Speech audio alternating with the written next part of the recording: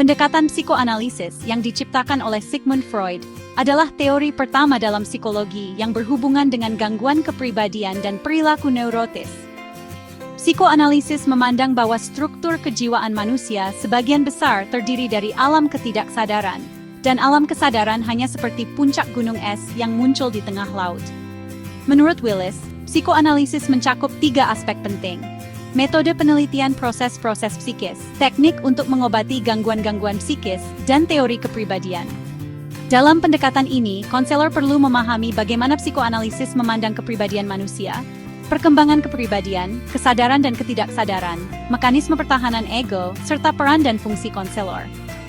Teknik-teknik terapi dalam psikoanalisis meliputi asosiasi bebas, penafsiran, analisis resistensi, dan analisis transferensi.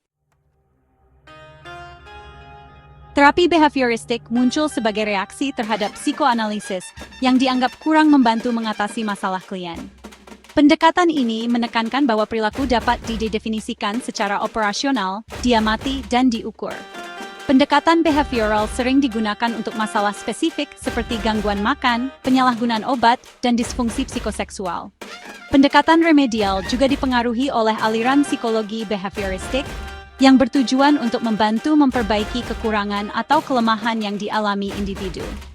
Dalam konseling, pendekatan ini berfokus pada perubahan perilaku yang dapat diamati dan diukur melalui proses belajar. Pendekatan kognitif didasarkan pada asumsi bahwa kemampuan kognitif adalah kunci yang membimbing tingkah laku anak.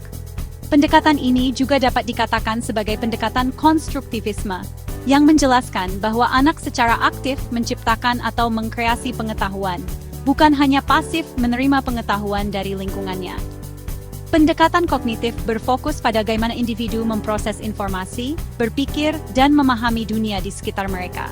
Dalam konseling, pendekatan ini bertujuan untuk mengubah pola pikir dan keyakinan yang tidak adaptif untuk meningkatkan kesejahteraan mental. Pendekatan eksistensial humanistis mempercayai bahwa individu memiliki potensi untuk secara aktif memilih dan membuat keputusan bagi dirinya sendiri dan lingkungannya. Pendekatan ini menekankan kebebasan yang bertanggung jawab, di mana individu diberikan kebebasan yang luas dalam bertindak, tetapi harus berani bertanggung jawab atas risiko yang mungkin terjadi. Pendekatan ini bukanlah suatu aliran terapi atau teori tunggal yang sistematis, melainkan lebih kepada filosofi yang menekankan pada potensi pertumbuhan dan aktualisasi diri individu. Konselor berperan sebagai fasilitator yang membantu untuk mengeksplorasi diri, menemukan makna hidup, dan mencapai potensi penuh mereka.